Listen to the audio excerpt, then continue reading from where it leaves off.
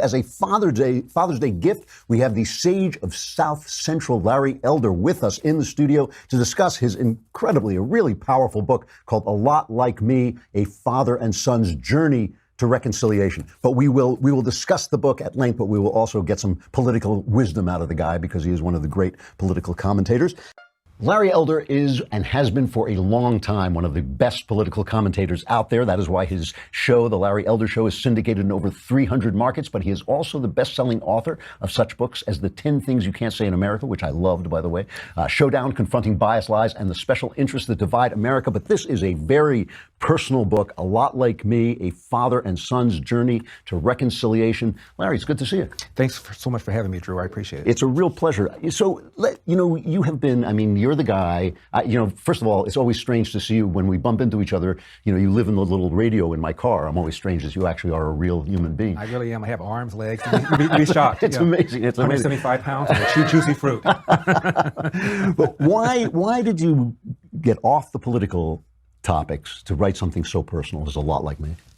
One day at the end of my radio show, I spent about 5 minutes talking about my father. That next day, I gave a speech before a bunch of veterans. I did Q&A. Every single question had to do with the 5 minutes I did about my dad. And it struck me that maybe, just maybe, what I said on the air had struck a chord with people. What I talked about briefly was the fact that my dad and I did not get along when I was growing up. I hated the SOB.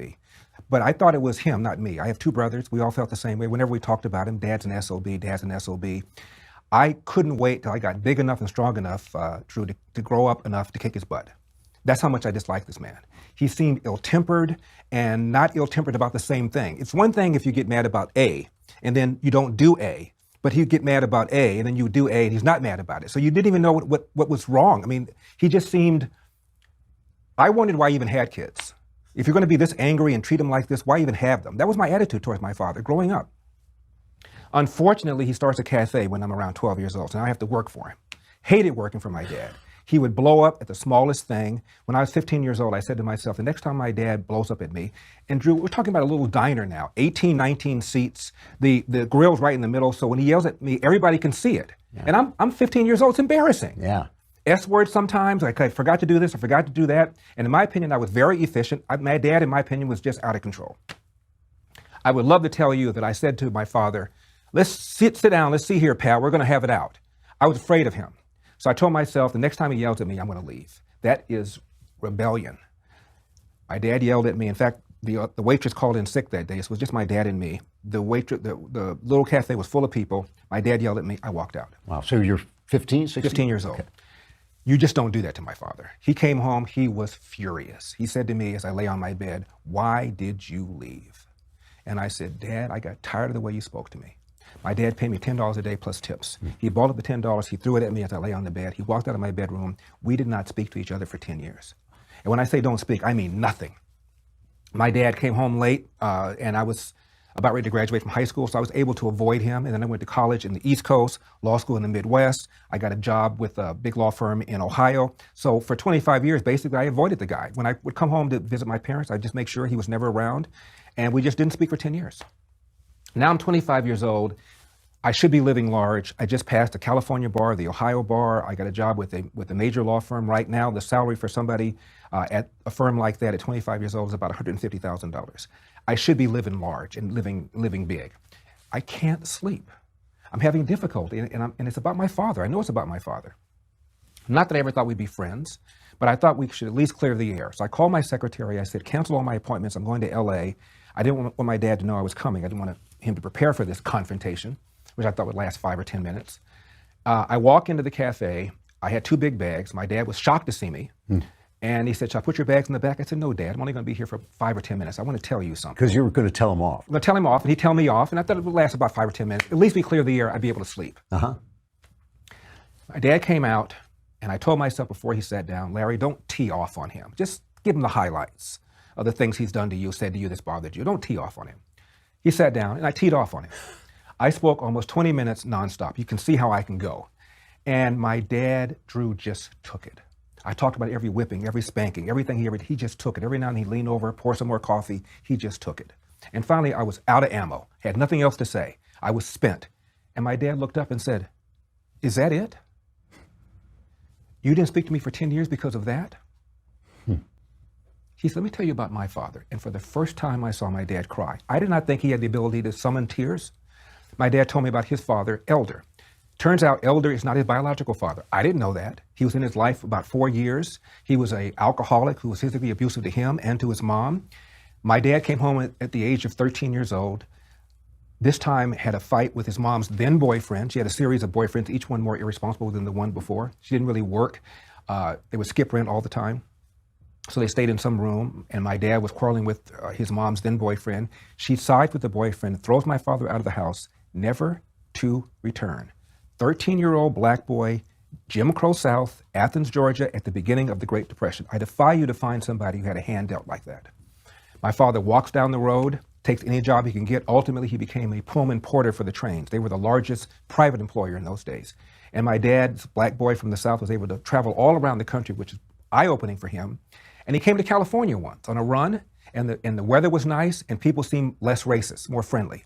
My dad made a mental note, maybe someday I'll relocate to California, who knows. Pearl Harbor, my dad joins the Marines. I said, why? He said, 2 reasons. They went where the action is, and I love the uniforms.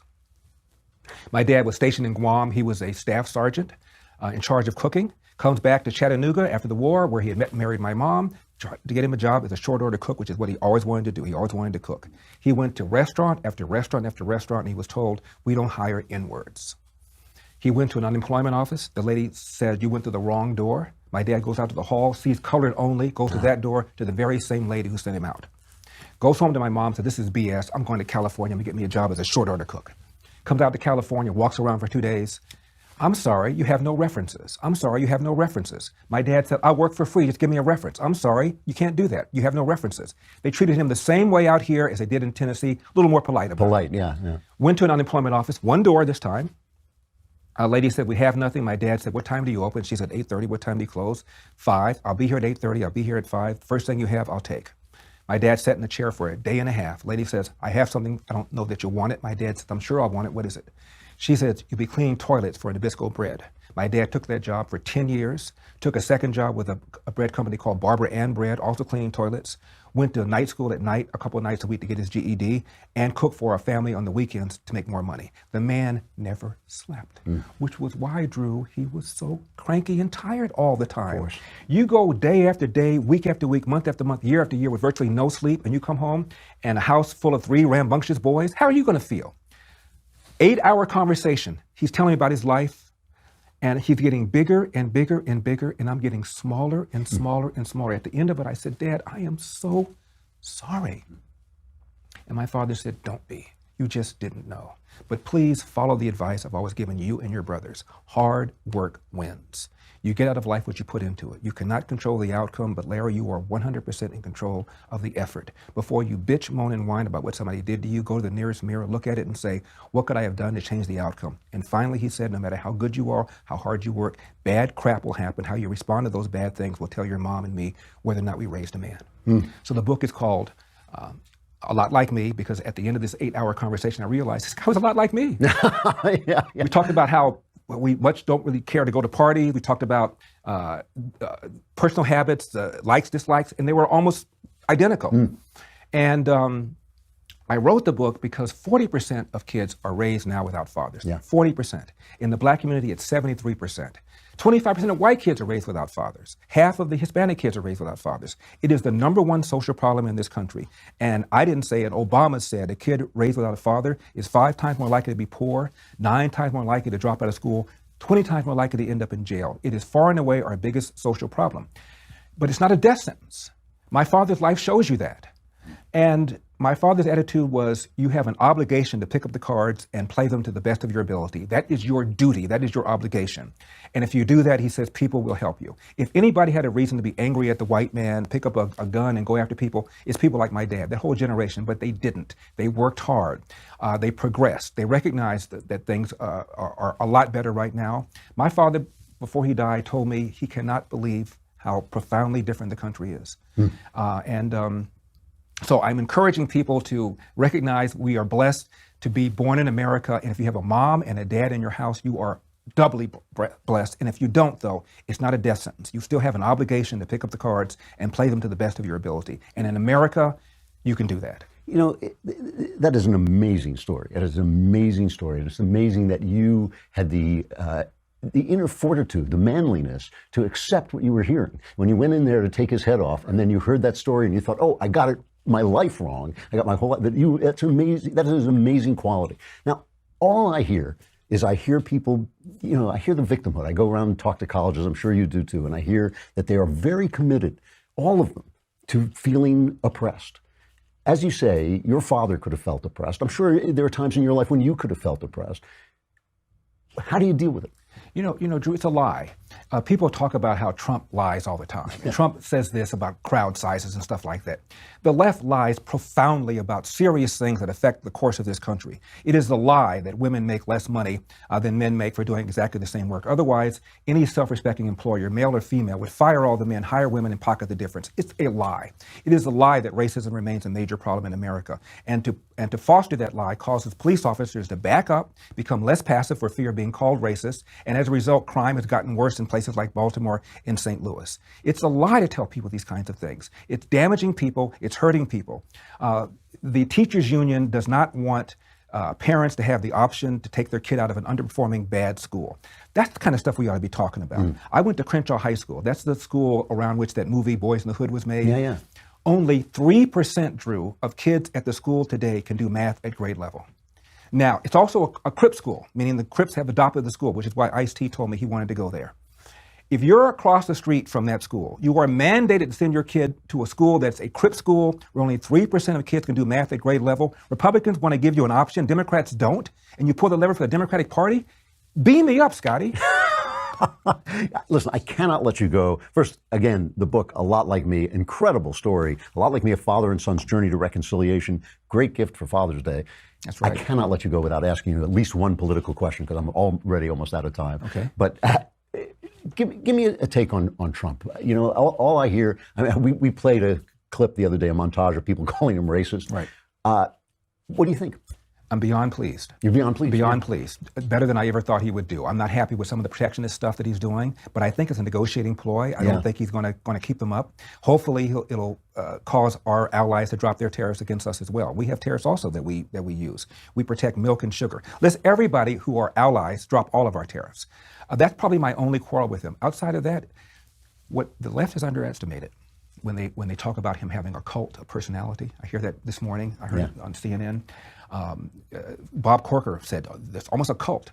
What it is finally a Republican is standing up against the media. And I cannot tell you how much this is resonating with people. Yeah.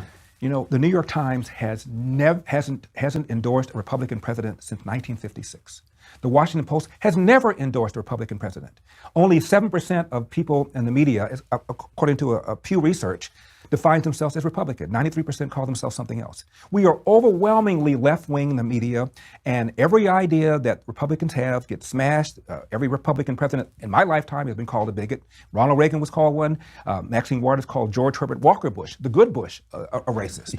W was called a racist. Of course, Trump is called a racist. And the media allows people to get away with it. Why is it that Al Sharpton is even viable? Why does he have a show on MSNBC? Yeah. The guy who falsely accused a white man of raping a black teenager never apologized.